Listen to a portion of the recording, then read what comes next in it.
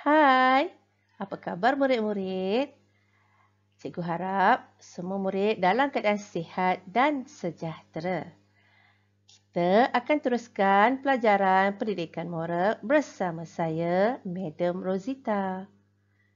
Kita masih dalam unit 7 yang bertemakan kasih sayang. Pada hari ini, kita akan mempelajari dua buah tajuk dari dalam buku teks, iaitu tajuk pertama, Kami Prihatin, dan tajuk yang kedua, Ibu Teras Kesejahteraan Masyarakat. Sudah bersediakah anak-anak murid cikgu semua?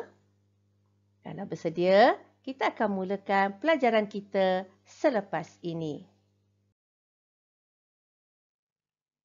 Murid-murid, tajuk kita pertama pada hari ini iaitu Kami Prihatin.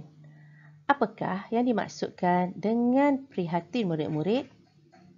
Prihatin bermaksud peka ataupun sedar tentang sesuatu.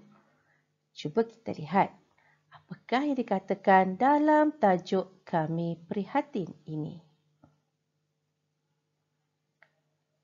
Siapakah golongan OKU? Tahukah murid-murid OKU ini siapa sebenarnya? Mari kita lihat definisi OKU. OKU ataupun orang kurang upaya adalah seseorang yang mempunyai ketidakupayaan jangka masa panjang dari segi fizikal, mental, intelektual atau panca indera yang apabila berhadapan dengan pelbagai halangan mungkin tidak dapat melibatkan diri sepenuhnya dan juga secara efektif dalam masyarakat. Cuba kita lihat sekeliling kita murid-murid. Pasti kita pernah atau terjumpa malahan keluarga kita sendiri yang mempunyai golongan OKU.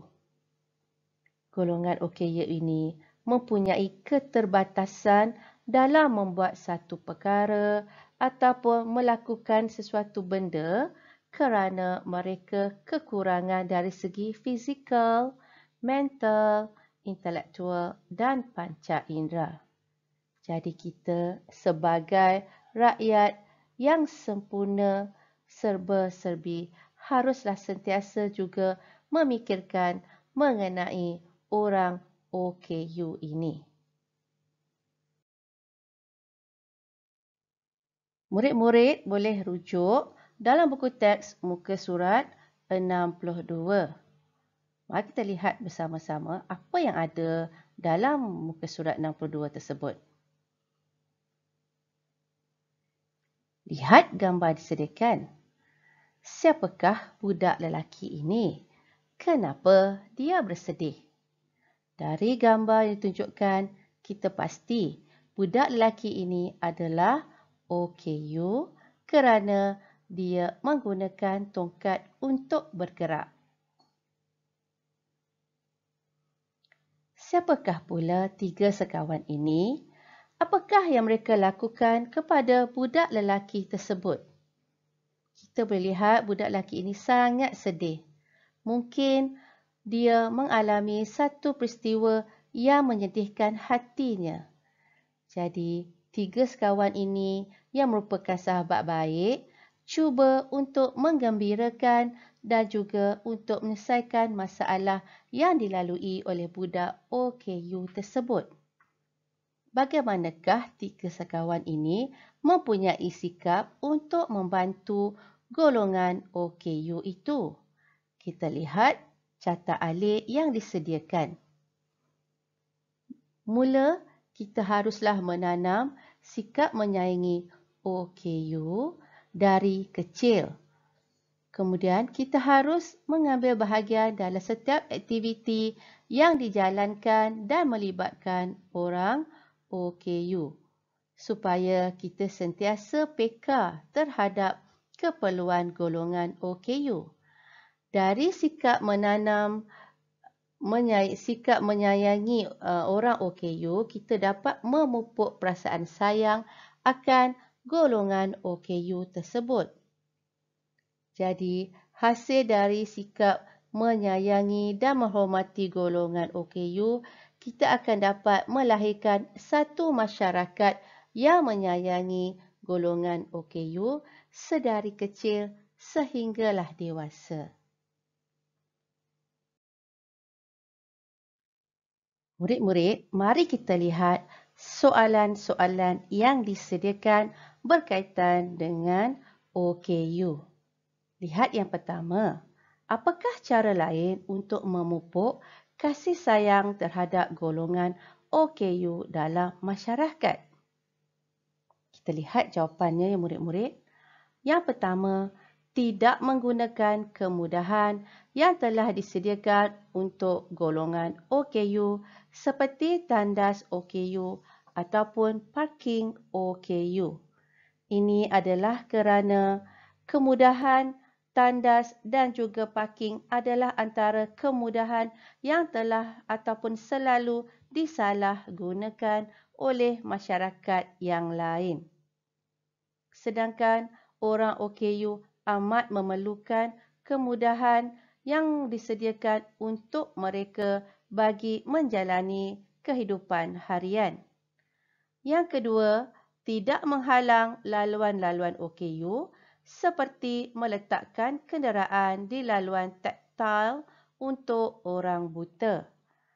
Mereka sangat memerlukan laluan khas ini kerana itulah tempat ataupun itulah jalan untuk mereka menggunakan tongkat dan dapat berjalan dengan betul.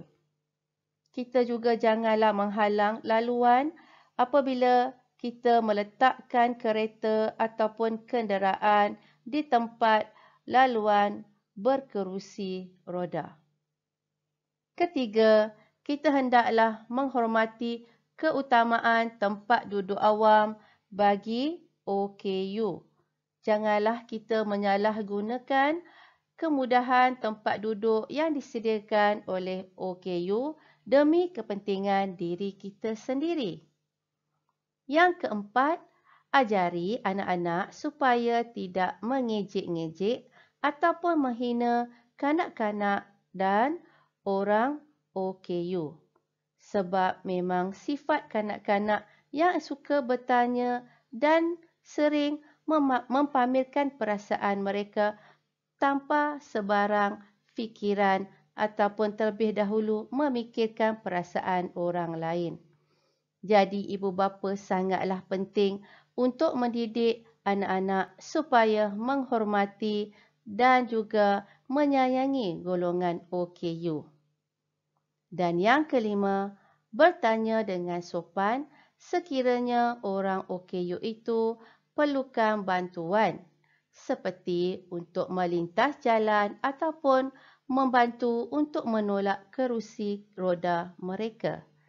Kerana lebih baik kita bertanya dahulu supaya kita dapat menerangkan niat baik kita untuk membantu orang OKU. Cuba kita lihat soalan yang kedua murid-murid.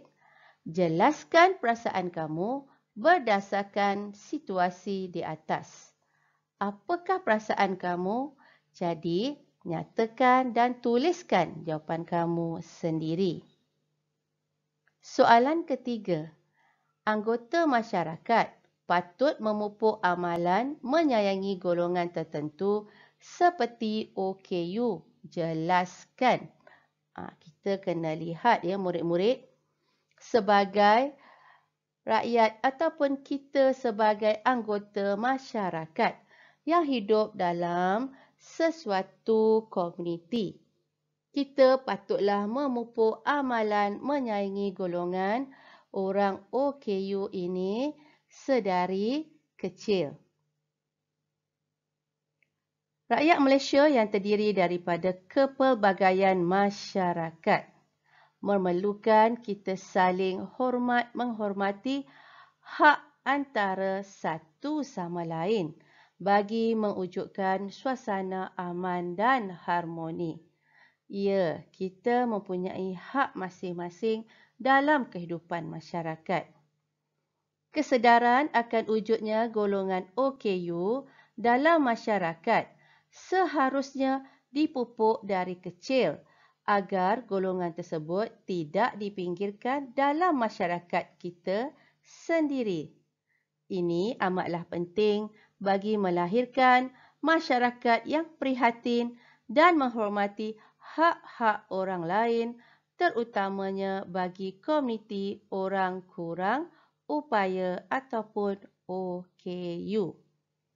Jadi, cikgu harap murid-murid faham ya, kenapa kita sebagai anggota masyarakat patut dan mesti memupuk amalan menyayangi golongan OKU demi kesejahteraan hidup kita dalam sesuatu masyarakat dan negara. Murid-murid, tajuk kita yang kedua iaitu Ibu Teras Kesejahteraan Masyarakat. Pastinya murid-murid tahu siapakah seorang insan yang bergelar ibu.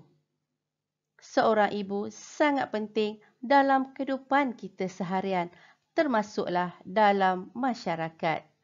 Murid-murid boleh lihat cikgu telah sediakan satu lirik lagu yang bertajuk Ibu, di mana lagu ini telah dicipta dan dinyanyikan oleh Allahyarham Tan Sri P. Ramlee. Ibu, engkaulah ratu hatiku.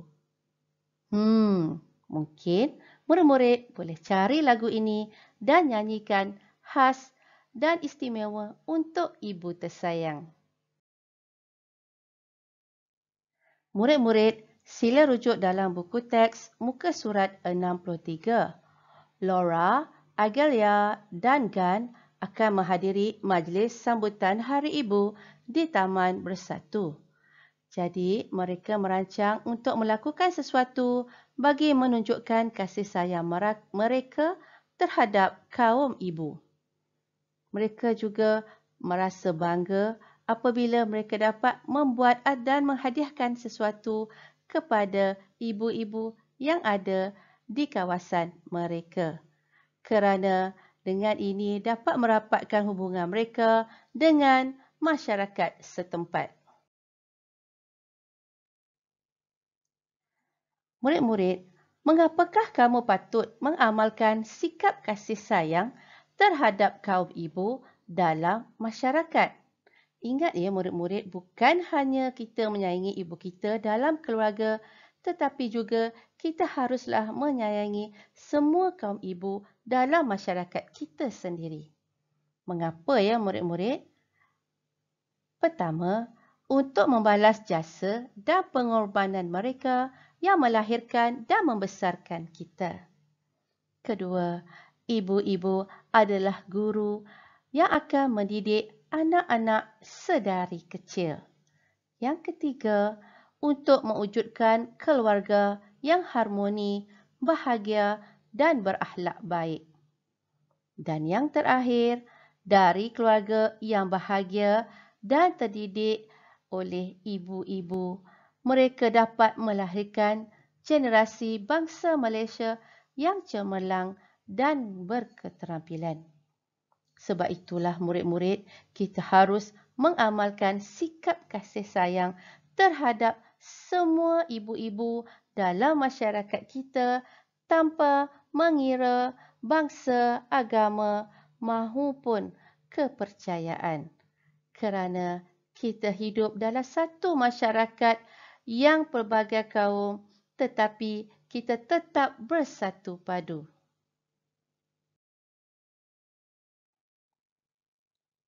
Seperti yang kita tahu, pada setiap bulan Mei, seluruh dunia akan menyambut Hari Ibu atau Mother's Day. Jadi, pikirkanlah soalan dan jawab. Bagaimanakah kamu menyambut Hari Ibu? Kedua, nyatakan perasaan kamu apabila menyambut Hari Ibu bersama ibu kamu dan juga pastinya ibu-ibu yang berada di sekeliling kamu. Cuba murid-murid fikirkan dan jawab, bagaimanakah cara dan apakah yang kamu lakukan untuk menyambut Hari Ibu serta perasaan kamu. Murid-murid, hari ini kita telah mempelajari dua tajuk iaitu Kami Prihatin dan Ibu Teras Kesejahteraan Masyarakat. Jadi, kamu akan membuat latihan menjawab soalan dan menulis jawapan dalam buku latihan pendidikan moral. Ada dua soalan yang harus kamu jawab, iaitu soalan A ada 3 dan soalan B. Sekiranya kamu masih ingat apa yang kita pelajari sebenarnya dapat digunakan untuk kamu menjawab soalan-soalan yang diberikan. Jadi, jangan lupa ya murid-murid untuk membuat latihan yang cikgu berikan. Sampai di sini saja pelajaran kita pada hari ini ya murid-murid.